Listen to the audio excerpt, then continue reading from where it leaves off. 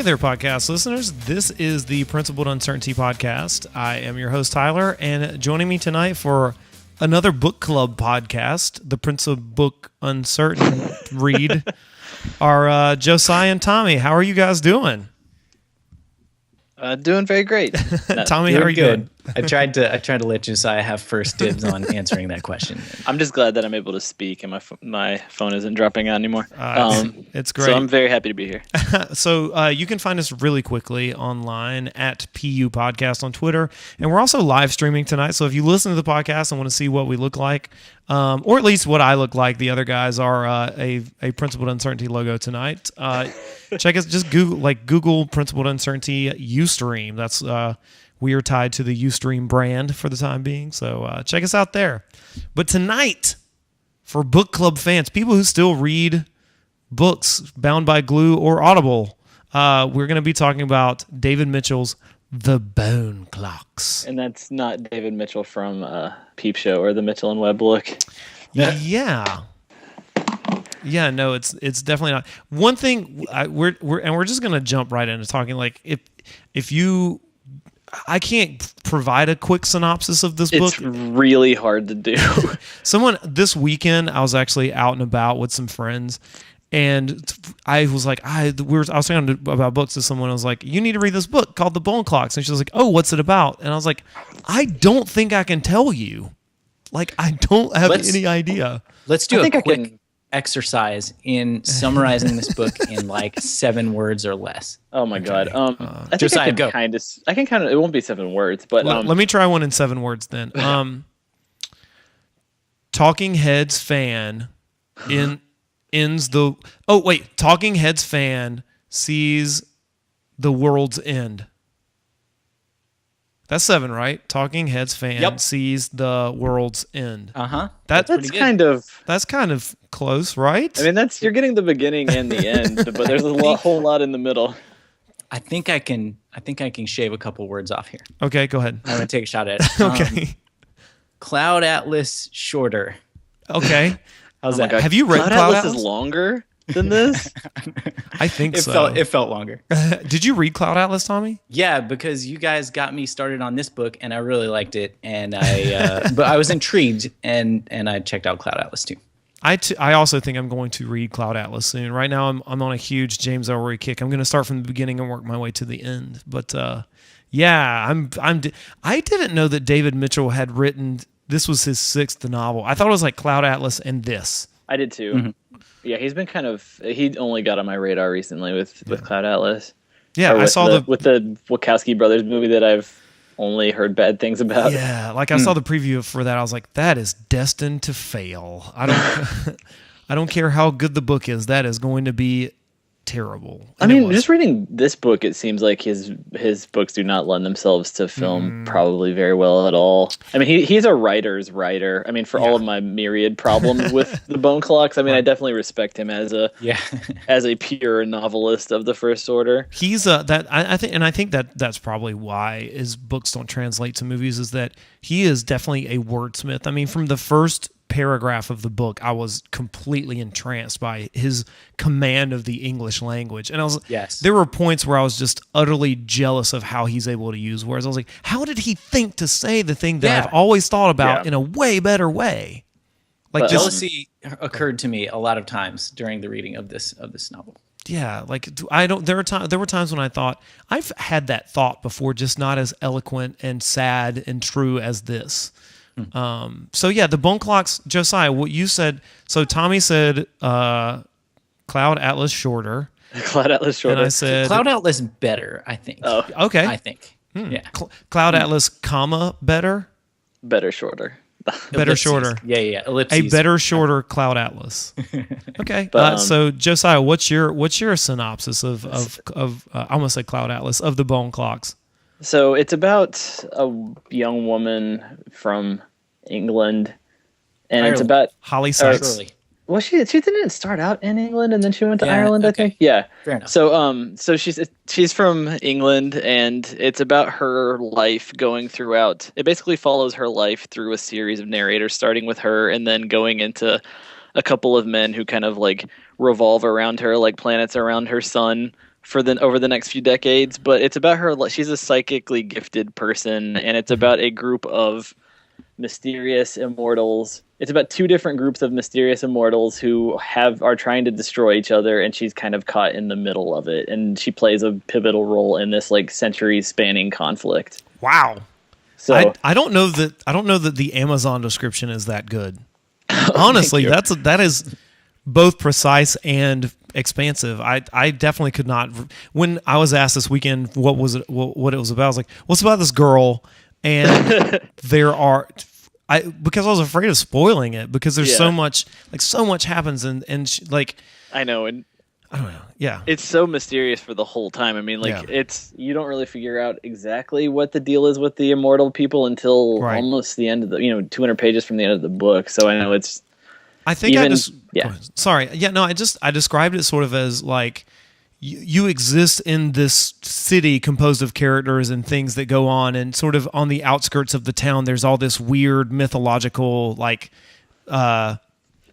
supernatural stuff that's going on, but it dips into the book, but never quite takes it over until the end. Yeah, that's a good way to describe it.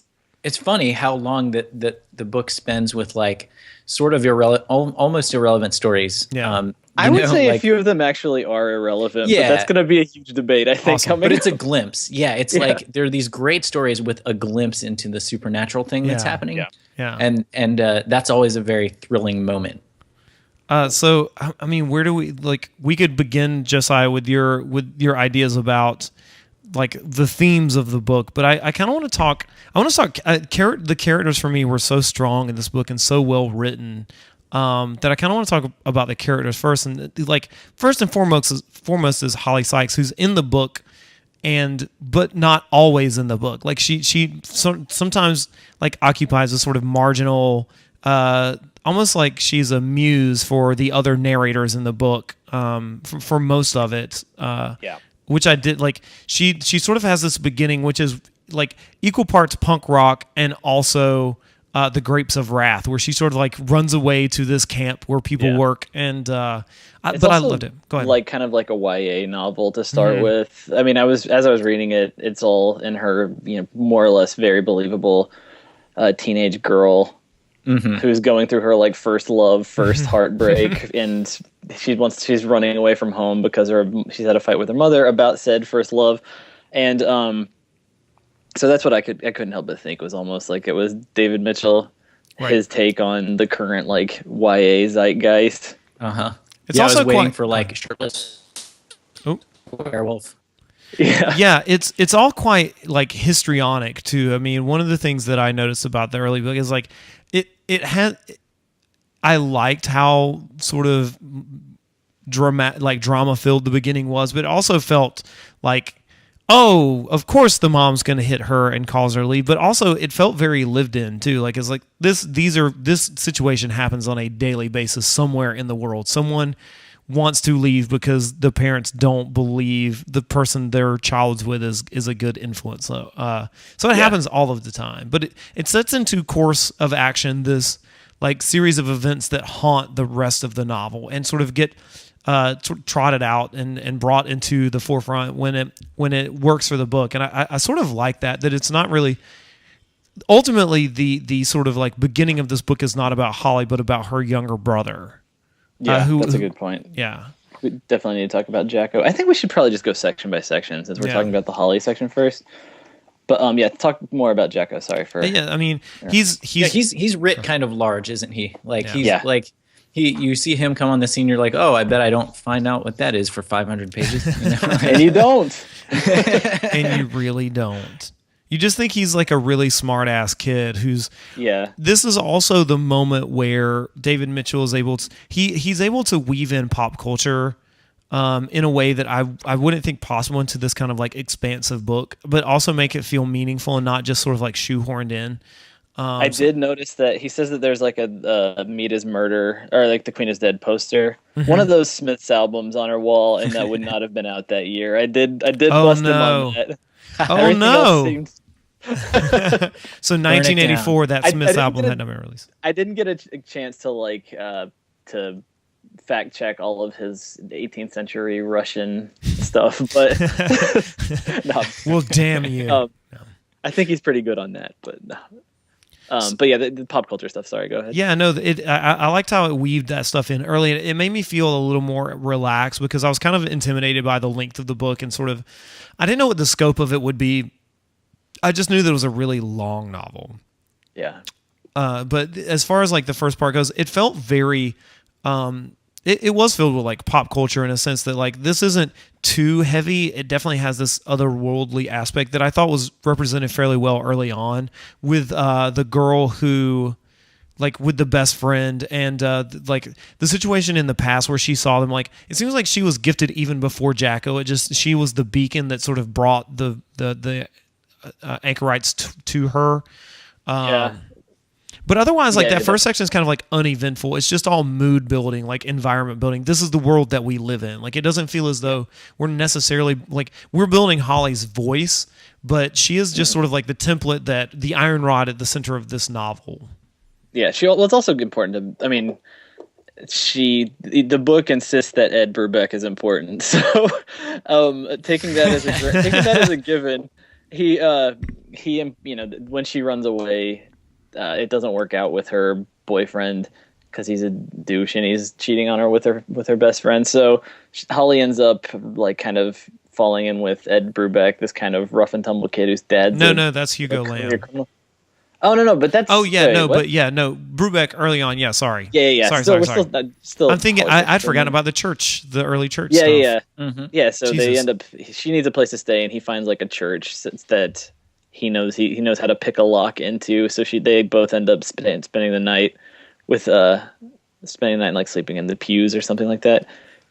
But Right. that sets things up for later on. It is cool like how much this book is like kind of delays the payoff on stuff like that, because just Yes. dipping into section 2.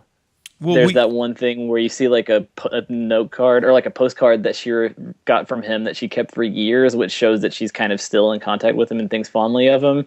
And then in part 3, you find out that she has like a 15-year-old child with him, or like a 5-year-old child with him or something. So Yeah. Go ahead. Yeah, Tommy. Go ahead, Tom. the amount that we like witness firsthand, and then suddenly, later, that's like sort of a offhand comment. Like there's years and years of history that's just dropped on us in a sentence. But- go ahead. Is something. Well, I it's just think it shows David Mitchell's talent that he's able to like cut out decades from someone's life, but then say one sentence that sort of lays out how you should feel about the situation, almost like so subtly and with such ease that it's a real talent. And when you discover like maybe what happened to someone that Yeah. you've spent a little time with, and it's just sort of suddenly heartbreaking, I guess. Yeah, it's a huge bummer when you're like, and then they died 5 years ago. I know. And then you're like, like it's heartbreaking because it's almost worse than seeing it happen. I know. Well, there's the Ed Brubeck stuff I thought was like that moment where you're like, oh, he died. Like, oh no, that's okay. That's very sad. He wanted that though. But I mean, we can hold off on that for a second. Do you guys want to go? Well, I just want to say one thing about Ed Brubeck, that I imagine that it was that he was Christopher Hitchens, but looked like Andrew Sullivan from the Daily Beast. Andrew Sullivan, right? The British journalist. That's what I imagine. That he was Christopher Hitchens, but looked like Andrew Sullivan, like beard, bald, kind of paunchy. That's what I thought. Okay, about. yeah. I just Googled him. I don't know. Oh yeah, is that kind of what you would imagine? Maybe no. Yeah. Okay, all right, that sure, fits. sure. Why not? Josiah, before we move into section 2, like talk for a second about how, like you really sort of seem to feel kind of negative about the Hugo Lamb section, or were you just talk about that a little bit, because I really loved that section. I liked it more than the Ed Brubeck section. The Ed Brubeck one was the one where we can Rolled get your to that eyes. later. But I think the Ed Brubeck one was like, I don't know. It was just too messagey, and a lot of it was, I don't know. But anyway, too trying to be timely and relevant and tell us important things we need to know about the current era that we live in. But I actually like the Hugo section. The Holly section, before we go into that real quick, the Holly Sure. section ends with there's like a big kind of supernatural blowout that you kind of see but kind of don't see that Holly is caught in the middle of. And so people get murdered with psychic powers that blow up. Some of Holly's old, she thought they were imaginary friends who have been talking to her since she was little, show up, and you don't really know which side is good or which is bad. They're kind of blowing things up with their mind powers. And then but you think Holly's has like a new understanding of the supernatural, and the book is gonna tell you more and more about this mysterious world. But then instantly she gets her mind erased with some of the aforementioned powers that these people have, and so then you go into the next section, and it's completely mundane again, and you have to kind of feel your way back into the magic over the course of 100 pages. Yeah. So that book, it had like that kind of that stop and start thing going, where you'd be like, no, I'm almost at the truth. Yeah. And then you get to the end of the section and it would like bump you all the way back. And you're like, I don't know. Like, I know that. Oh, go ahead. Sorry. You're like, I earned this. Yeah, I know. And I know like some people probably love that, but I was like, I found it so frustrating. I But think- the Hugo. Go ahead. ahead, sorry. No, you go ahead. Oh, but, Hugo going into is the head. Sorry. Hugo, yeah. Hugo.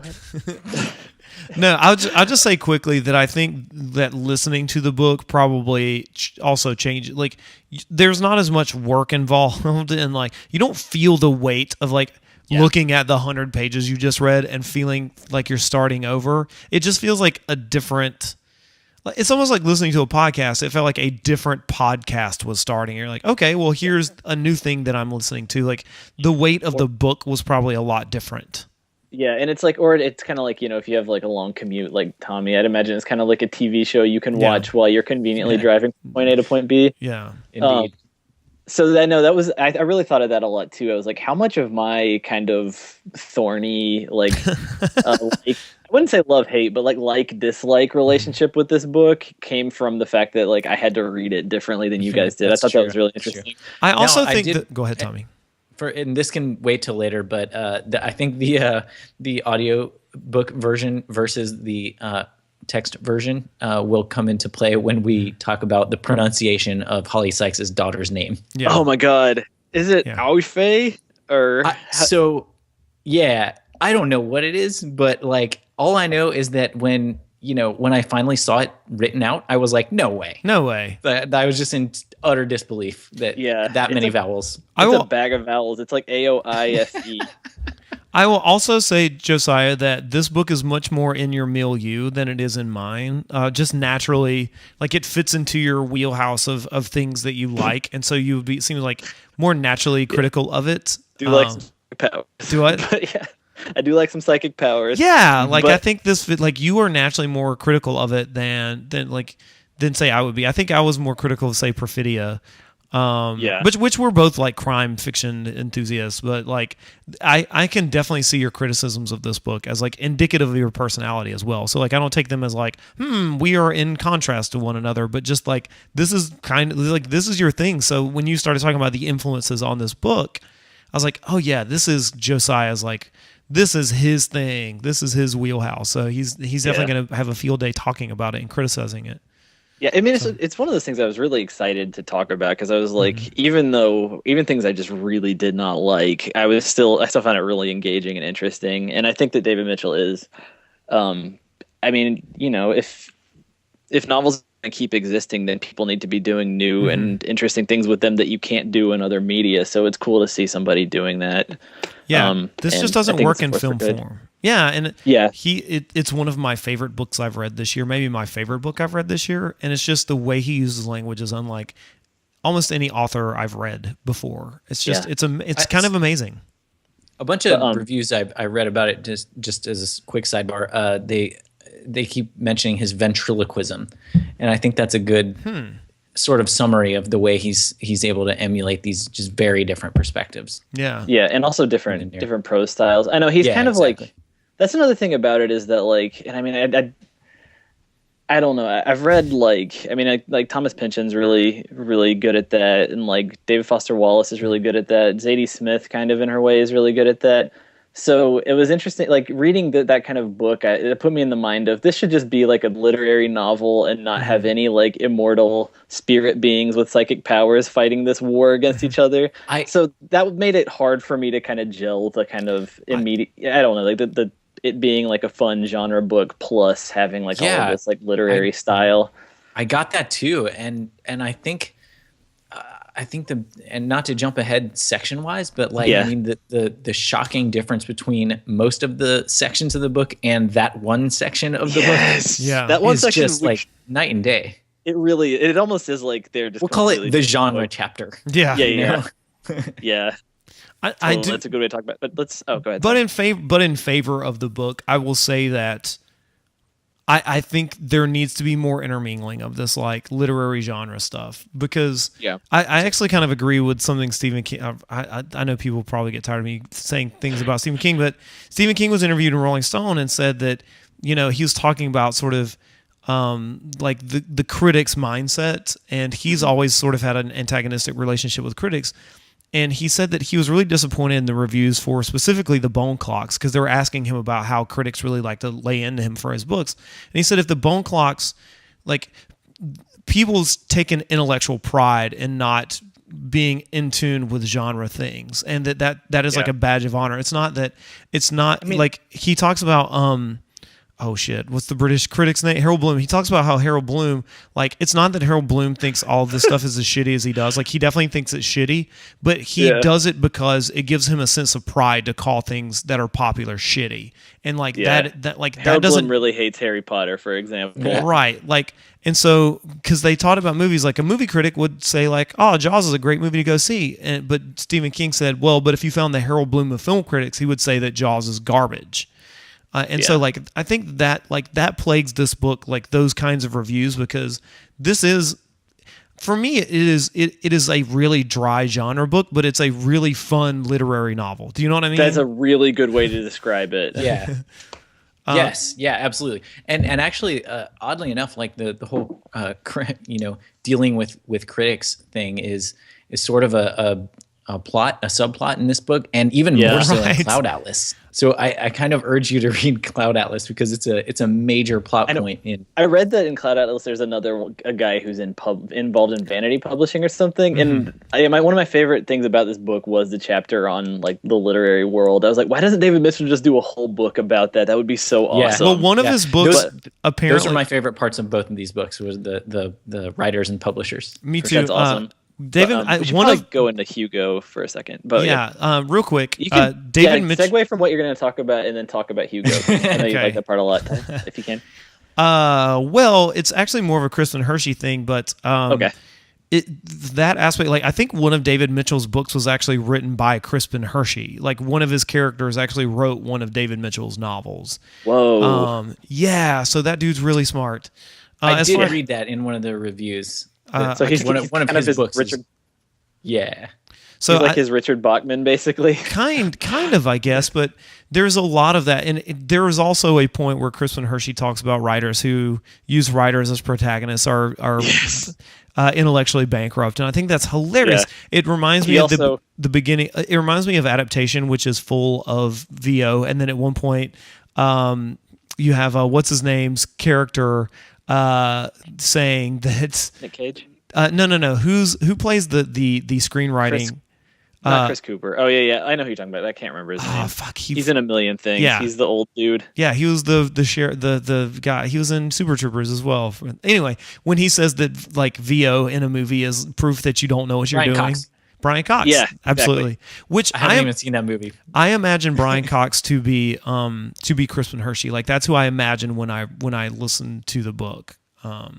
But the Hugo Lamb chapter felt like Bret Easton Ellis, like mixed with someone else. So I didn't think he was unlikable as much as I just thought he was a really compelling asshole, sociopath. Yeah, like almost. Yes. Yeah, like.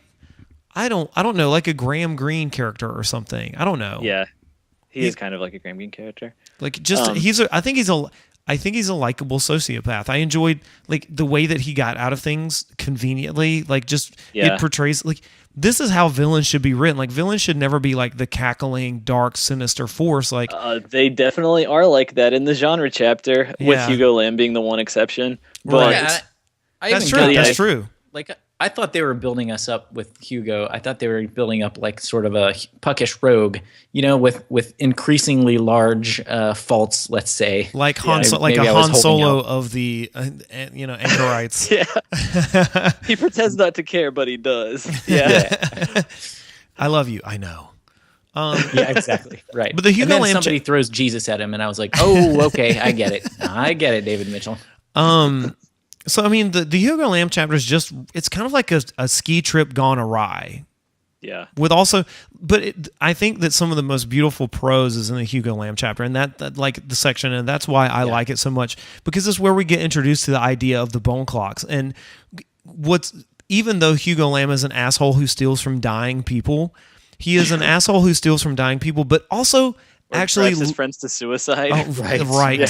But he also laments the human condition in a way that I have not heard a character do in a novel in a really long time, like in a really significant sort of way. Yeah. And this idea of like, it doesn't matter what you accrue in this life, because we all become decrepit, mewling old people. And like, that's a sad, like that. We're lucky. Right. Yeah. If we're lucky to get to live that long, then we have everything that makes us happy taken away from us by time. And that's such a beautiful and sad thing to bring up, that I'm that's what I loved about that section, was that this character, who is obviously off the beaten path morally, is also very sensitive to like what drives people, and it perhaps drives some of his sociopathy, I guess. Yeah. It's like he just sees like he sees morality as a weakness, but he also sees mortality as like the ultimate human weakness.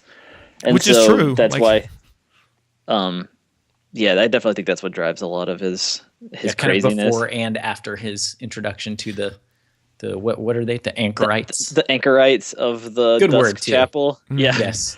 Great word. The whole, when they were like, they are the anchorites of the Dust Chapel of the Blind Cathar, I was like, oh my god, that is like Clive Barker would like murder to come up with that particular sequence of words. I loved when you wrote that. I was like, oh yes. Oh my god, I want to read The Great and Secret Show now. Yeah.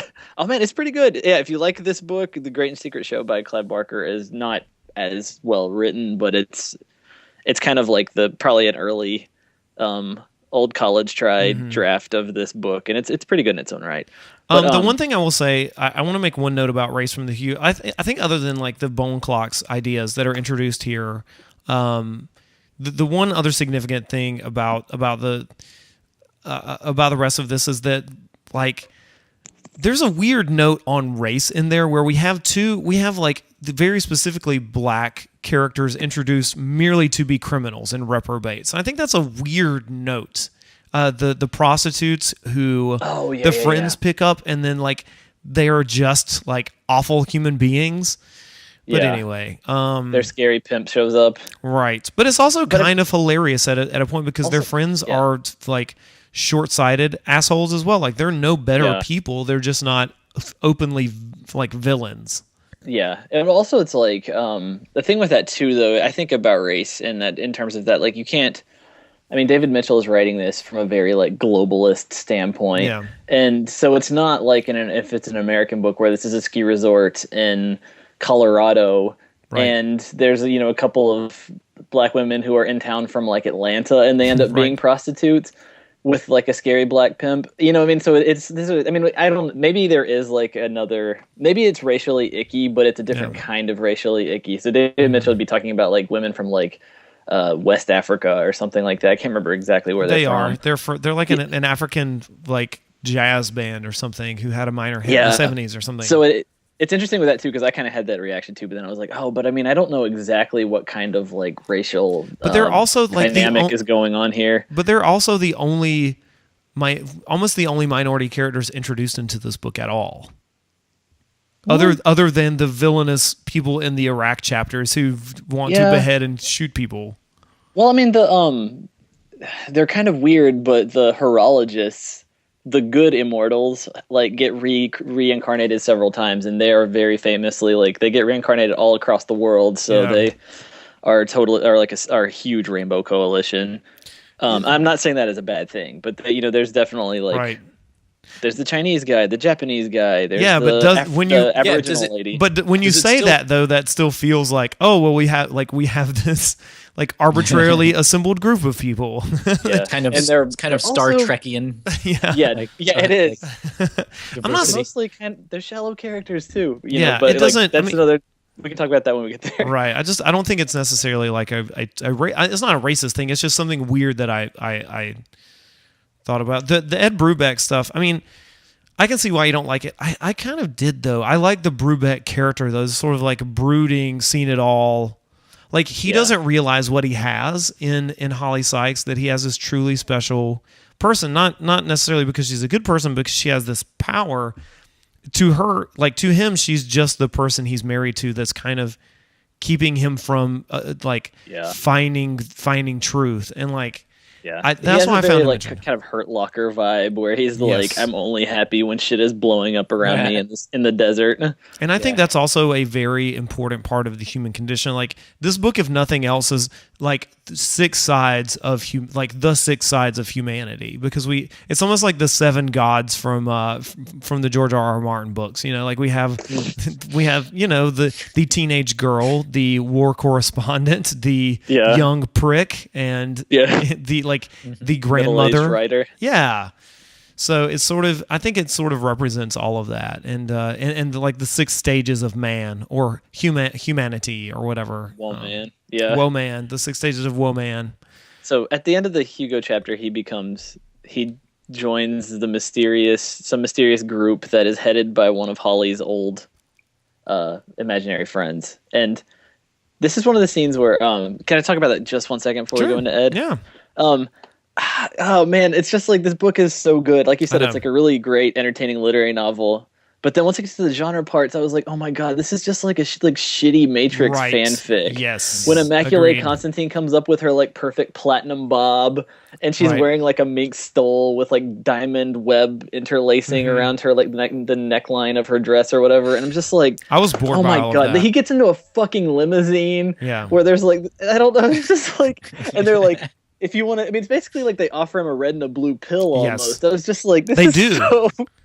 They basically do. They're like, you can see what's on the other side if you're willing to learn about the world as it really is and see how deep the rabbit hole goes. I mean, they don't say that, but it is very Morpheus. Yeah. And I don't know. And so he says yes. And then we get to the Ed Brubeck stuff. But yeah, that was just I think, because due to time, I think we can sort of like skim the surface, because honestly, I'm way more interested in Crispin Hershey as a character. Like he is one of the most hilariously inept and like wonderfully villainous characters I've ever read. He's one of my favorite characters of all time. He's also kind of really the person with the purest love for Holly in the entire book.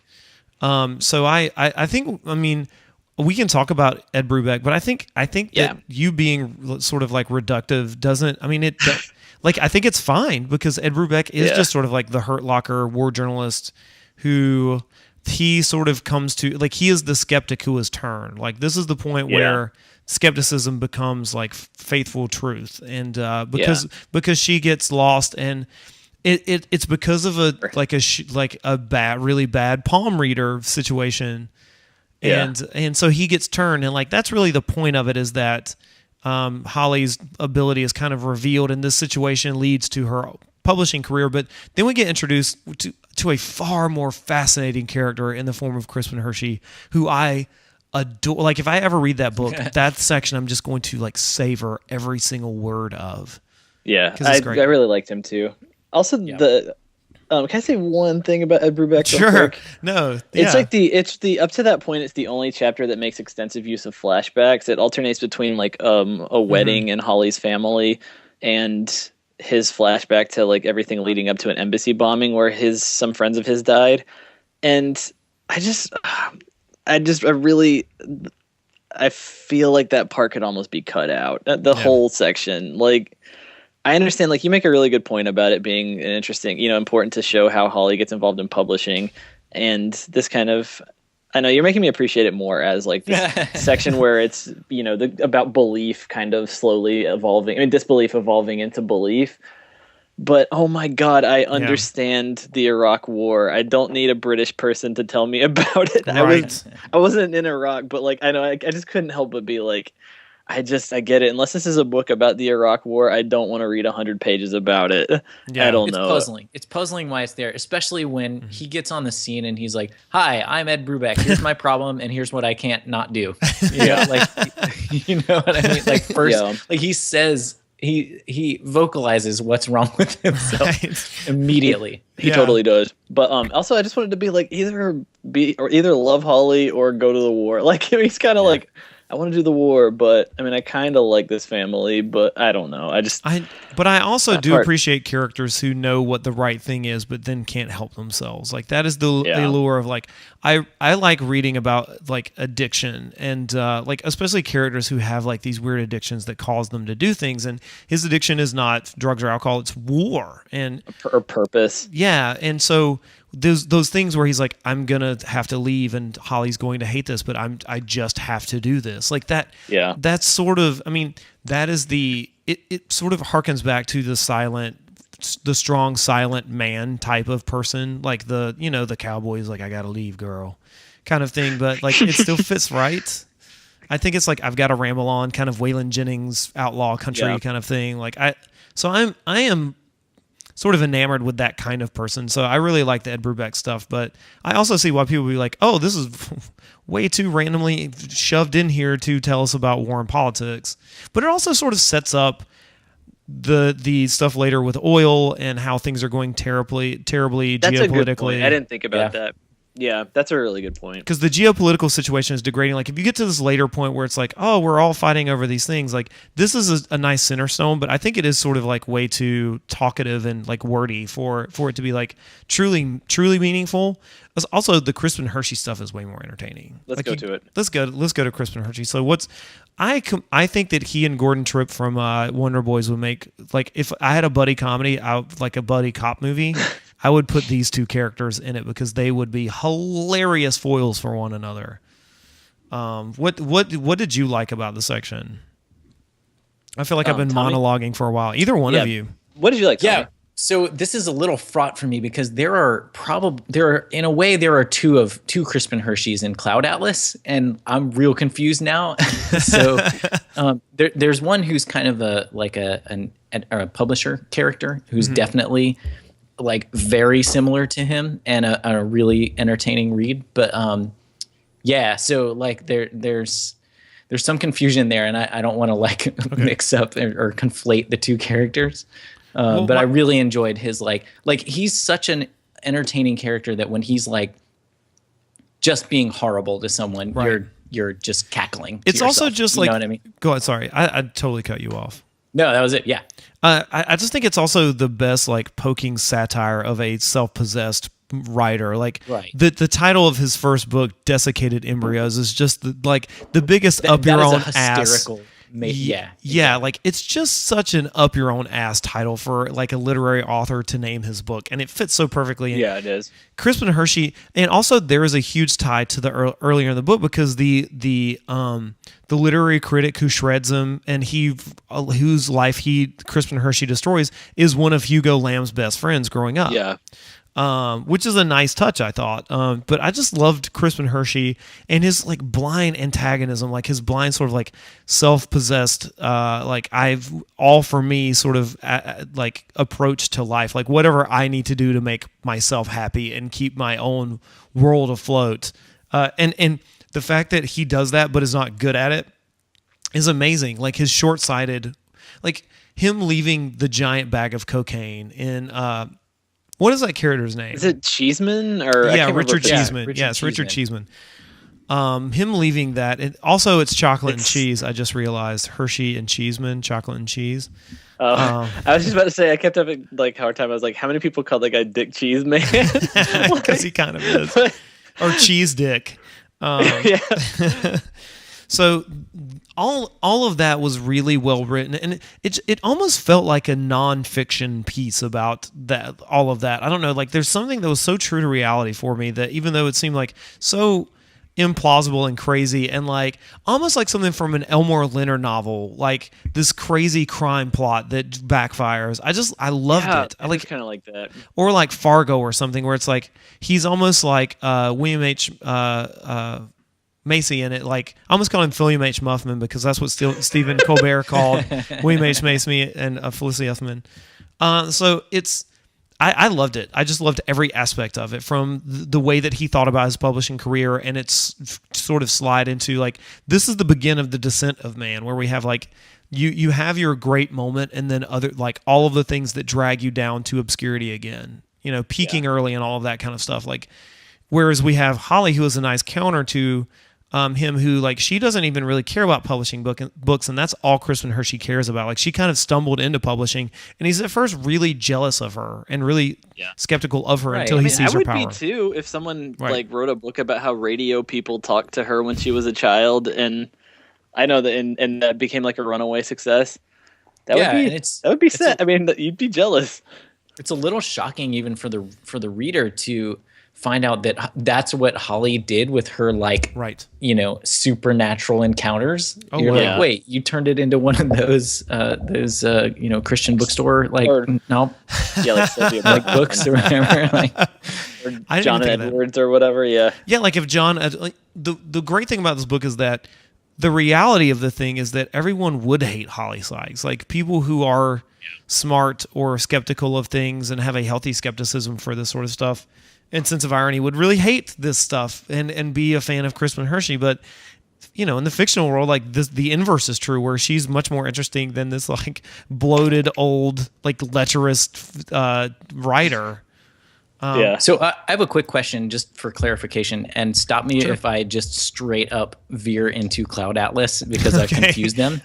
But so Hershey is shot by one of the sort of culty people, right? Yes, he's shot by somebody who has had some kind of experience with at least one, with someone who's been out with one of like the carnivores, one of the evil immortals. Yeah. Okay, so she may have. Who is she? That's what she's a poet. Understand. Like, she the wrote Asian a book. Of girl with the shaved head who goes to his readings. I don't remember if she ever gets a name. She does. She leaves a bag of a poetry book in his hotel that he throws away, and that's why she ends up killing him. But just I can't remember her name. Like, he is she John Lennon's him. Yeah, but is she like legitimately understanding because she mentions a lot of kind of bold glossary words that happen in the genre chapter. Oh my god, the glossary words. She is exposition writ large. Like, she is here's everything you're about to need to know and die. Yeah. Which she says, go ahead. You're in it, Mr. Hershey, as am I. And Holly Sykes, the anchorites took her brother. You wrote yourself into the script, capital S. Right. Yeah. Yeah, that's kind of the carnivores, capital C, do. Yeah, it's kind of cheesy, but I love it. Like, I love it. I love it so much. I just didn't get it. Wait.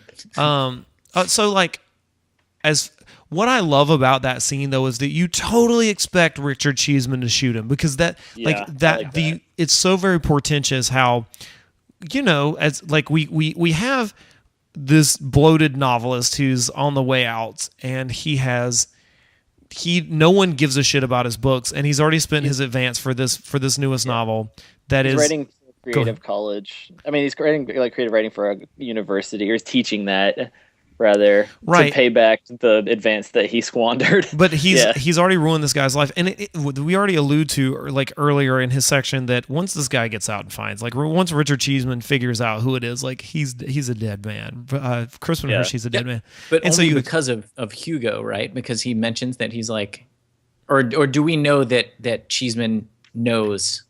No, I think it's just because Richard Cheeseman is pissed off about spending 5 years of his life in prison. Yeah, but does he like Argentinian prison or Colombian prison? Colombian. Yeah. Wait, say that again. Tell me. I think I'm missing you. When Cheeseman gets out of prison, do we know that he knows that Hershey like is the reason he went to jail? Other like outside of Hugo saying, "I'm going to tell him," or whatever.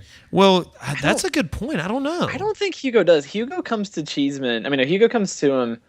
This is like one of the only ways that the kind of meta plot is is wrapped into it, aside from the fact that the lady John Lennon's him because she thinks that he should help out with the war between the good and bad immortals. But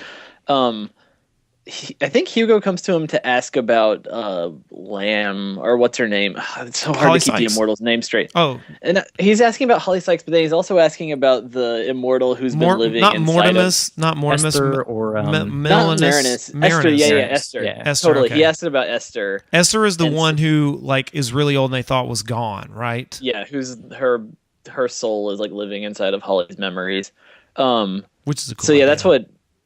That's I think what the deal is with that. I don't think he was asking. I don't think Hugo had anything to do with the Cheeseman because he finding says out. I mean, he says it. He says like, maybe I'll just tell him what happened. With maybe I'll plant a I'm seed. Oh, in yeah. his, That's maybe I'll right, plant a he seed. does. But that's such There's an no easy thing to indication that figure he out, ever though. did, though. I think. Yeah. But it's such an easy thing to figure out, though. Like, who would have done this to me? Oh, the guy I fucked wait. over. Yeah. Yeah. So But I did like. Oh, go ahead. Sorry. No, you go ahead, my friend.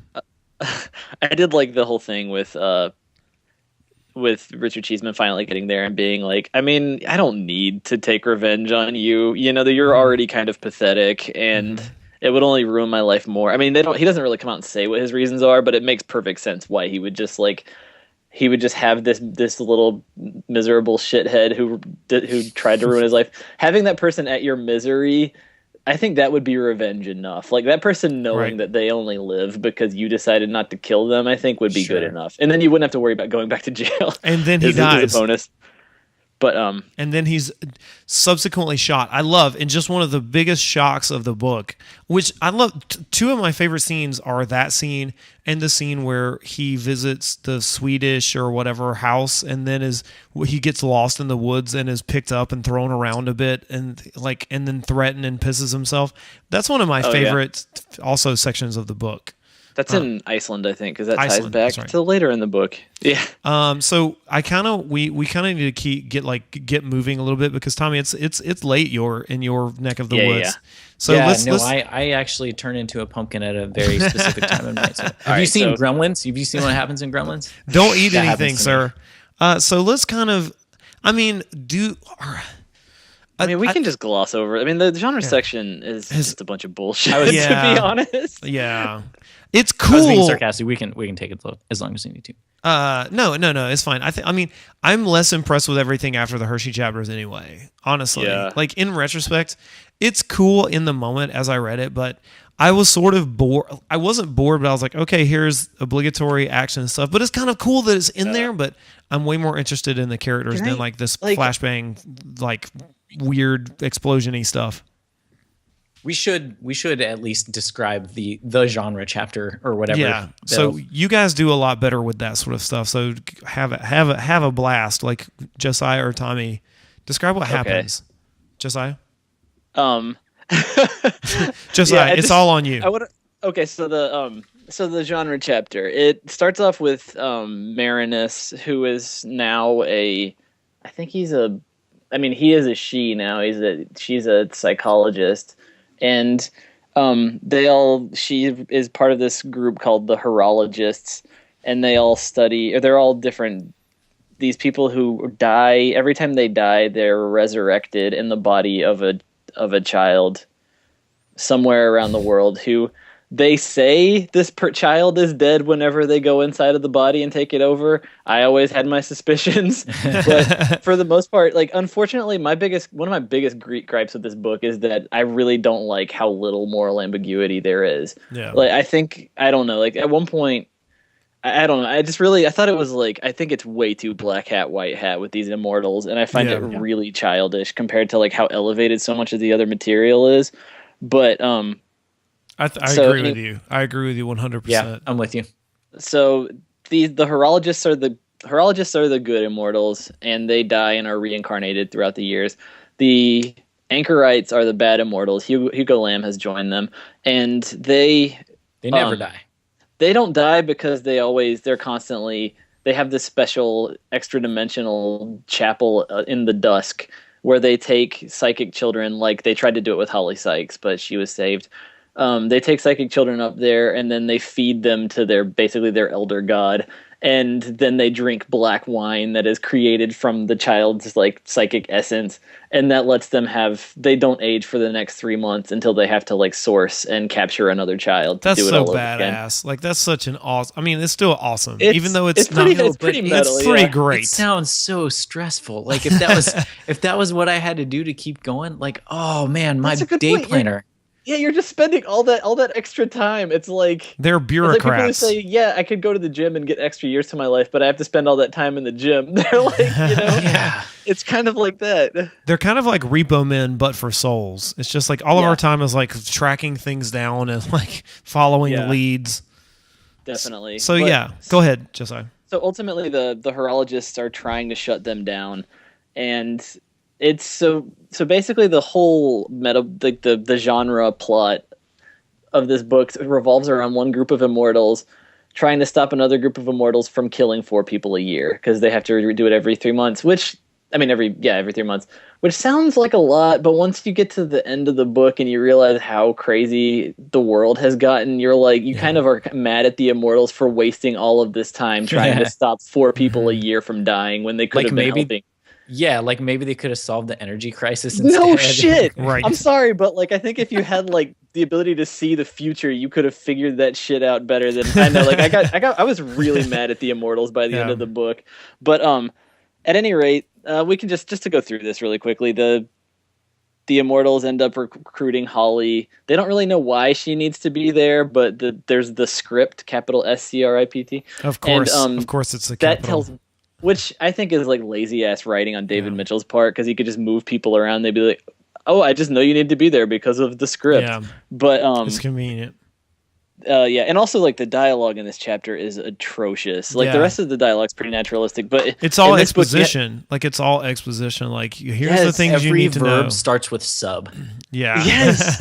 Every verb. he's sub-suggested, he's sub-threatened, he's sub-talked. At one point they say, I'll hang up on you. Apostasy is a capital crime in the Shoded Way Codex. A fact Ugh. you ought to use, by the way. My only chance of survival is to help you annihilate your enemy before they kill me. And then it Eye says, roll. the narrator says, how exactly do you suggest we annihilate our enemy? And the other person says, by psycho-demolishing the Chapel of the Dusk. I don't know, Do you think Back he in the day. realizes how silly that is, or do you think he's like, is he winking a little bit? Because he's winking in every other. I hope so. I mean, he's winking in the Crispin Hershey chapter. Like, why can't he be winking here? Do you know what I mean? I don't know. At one point, Crispin said, Because it's timed. Because this should be the climax, right? Right. Like, Yeah. like it's The book should be positioned to- in This is the here. point where you're like, oh my god, this is what's happening, and let's have the action scenes. And Yeah, Yeah, like this that- should be the totally end right. of the book, like the veritable total end of the book, and still we have like a 4-hour coda on the end of it. oh my god, it's so long. Yeah. But so yeah, basically, I mean, the Crispin Hershey, I want it to think it's winking to some extent, but it goes on for so long, Yeah. and it's really indulgent. But at one point in the Crispin Hershey book, he talks about in one of his books having an interesting naturalistic plot with a bunch of half understood magic overlaid on it. Like at some point, Crispin basically, it's totally Preparing you. That's funny. yeah, in a weird way, it's almost like David Mitchell being like, "I know, guys, some haters gonna hate," like. hang in there. I love that. Yeah. I love that you remember that. I recall it now a little bit too. But yeah, the big explosions happen, and all of the things that you would expect would happen here. Mystical nonsense and people fighting. Like it's almost like Chuck Hogan's slash The Strain. yeah, it's almost like The Strain a little bit, or like Michael Crichton. It is kind of like The Strain. The Yeah, you're Matrix. totally right. It is kind of like The Um, Strain, which I didn't like a lot at all. Yeah, and it's. I mean, that book's not good. Oh my god, the Immortals are so boring. Yeah. they're so boring. They're Which they for would people be who've been anyway. around.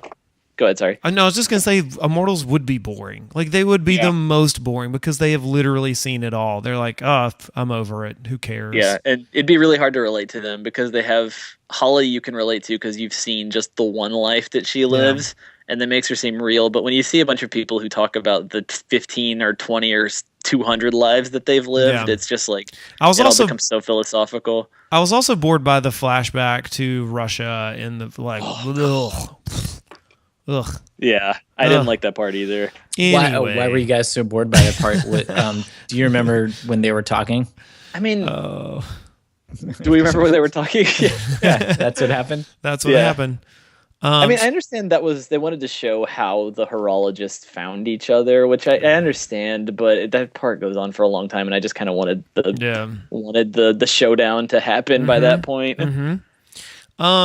So then the coda of the book is, I found it interesting and like it fits the book, but I was also really bored by it. Like, I kind of wanted to open a vein for most of it too. Yeah. I was like, I know it's gonna be bad, David Mitchell.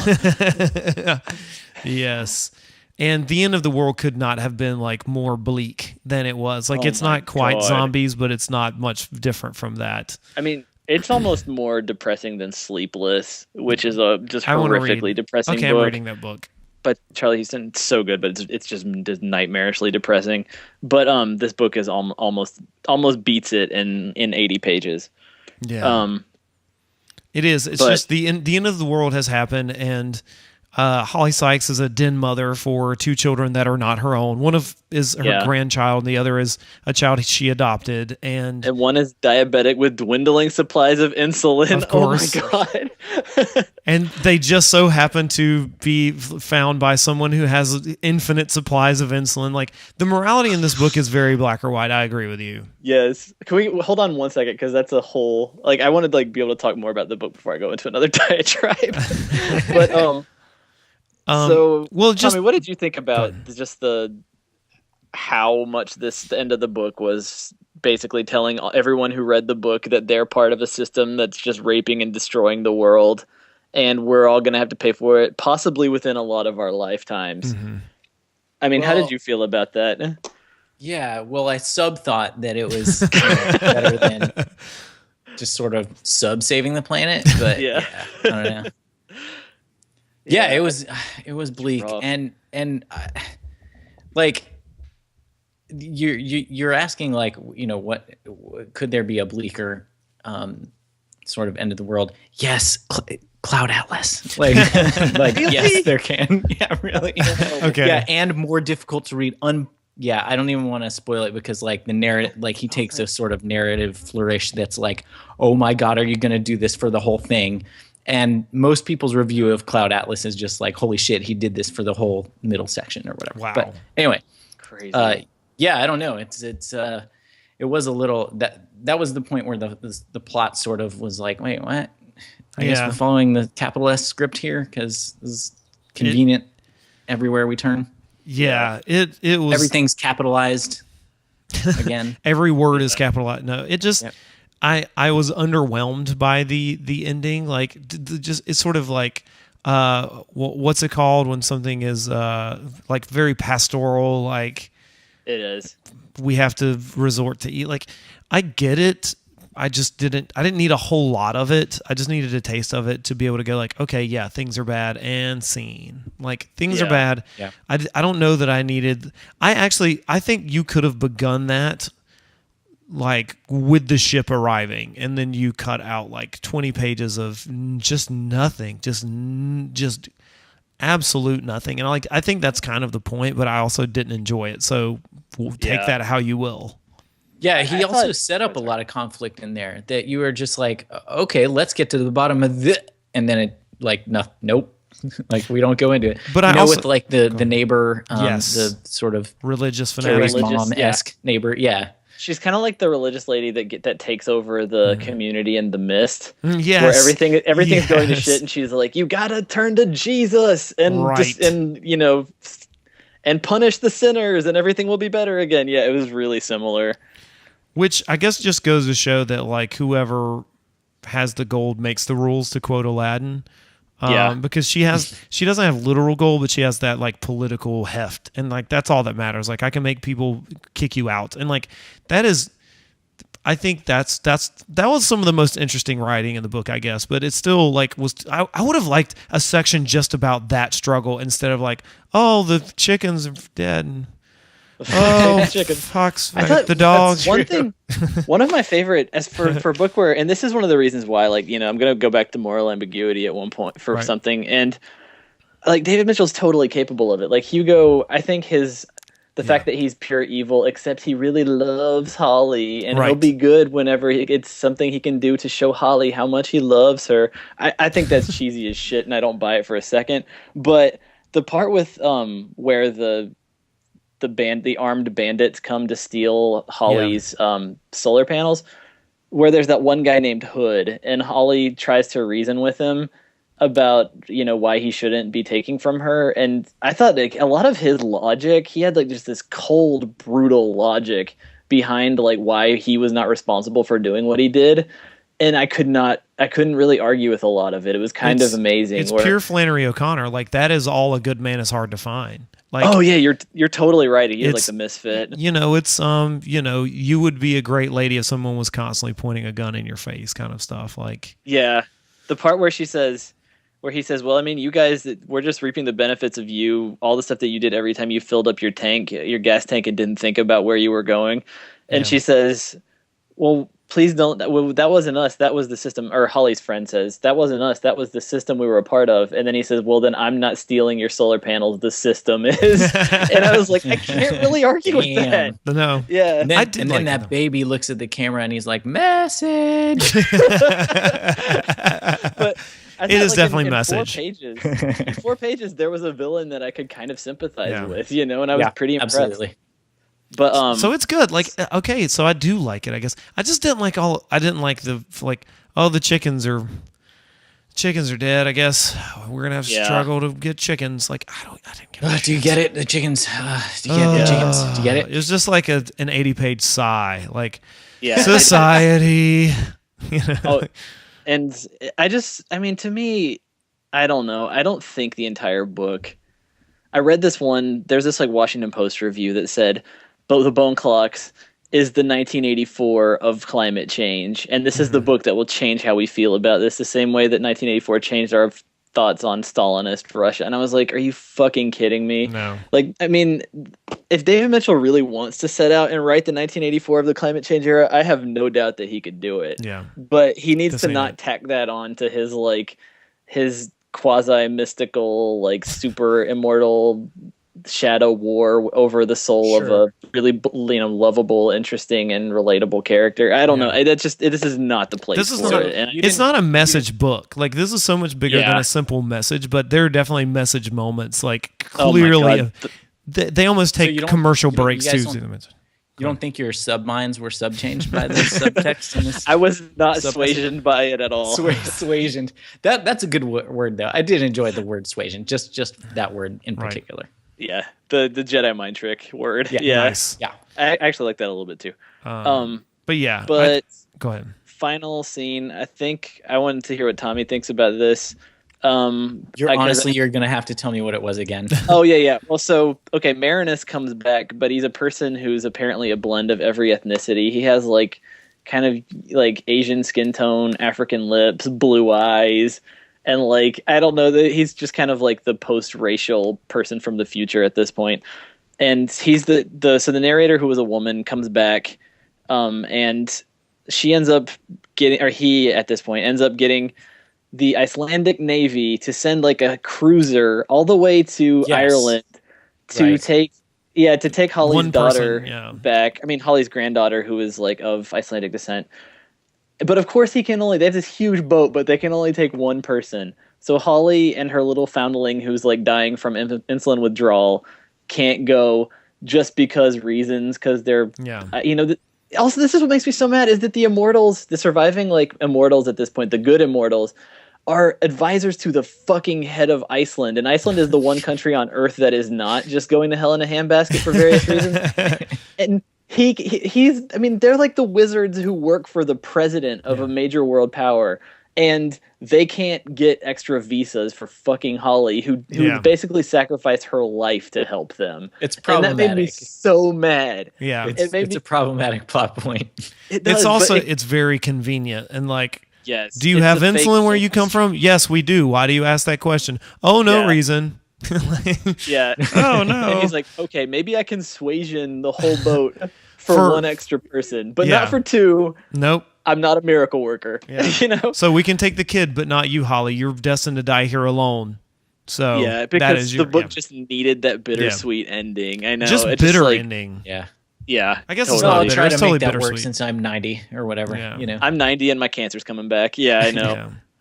But all that said, this book is still phenomenal. I really dug it. I did too. Yeah, I loved it. It's definitely worth reading. I really liked it too. But Tommy, I thought that reminded me of the Lord of the Rings ending where Frodo's like, "All right, guys, have fun rebuilding after the war. I'm gonna go in the ship with the elves." Like, I don't know. I couldn't help but think that. You were thinking there's only one way to make this relate to Tommy's worldview. No, I wasn't. But I just like I wonder. No, I know that you're interested in other stuff too. But so yeah, that I definitely totally recommend the Bone Clocks. It's yeah. I mean, it and Perfidia are the two best books I've read this year for sure. They've both been really, really good. I mean, my problems with the Bone Clocks are not that it's a bad book. It's just that it's a good book that I don't know. It's a good book that challenged me. Yeah. Or I mean, not I don't know. It's a good book that I grappled with, I should say. Yeah. But so you guys wanted to do? Oh, go ahead, so Tommy. Sorry. Yeah, it caused certain wait what moments. Yeah. Yeah. Sure. Yeah, for sure. In retrospect, I had to back up a few times. Like, wait, what happened? Yeah, for sure. Yeah, I think we're gonna do Stephen King's Revival next. Is that okay with everybody? Tommy's already read it, so we can blow. Like that book's not terribly long, is it? It didn't feel long. No, I don't think not it was compared that to Bone long. Clocks. Okay. It's not like The Stand, right? No, I think it's 400 pages, not 700 pages. So we're good. Okay. Yeah, good. it's not TV movie miniseries worthy. All right. Well, let's get out of here. It's we've rambled on for an hour now. But this is so much fun. I hope we keep doing this every month. Sorry, we sub-rambled, actually. We sub-rambled a little bit, so we're going to have to sub goodbye. Yeah, Tommy, think about what book you want to do next, man. It's totally your choice. Yeah. Totally. You choose. So a book about language I would love to do. I would love to talk about the honestly nonfiction. That's totally cool. I'm not obviously we just chose what book Tommy's going to choose. I'm kidding. Tommy, we are telling you what to pick. Be careful lest you find yourself in Silmarillion territory here. I've done it, man. I can go back to it. Okay. All right. Well, for Tommy and Josiah, I am Tyler, and this has been the Prince of Book Uncertain Read podcast. We'll see you next time. Thanks for listening.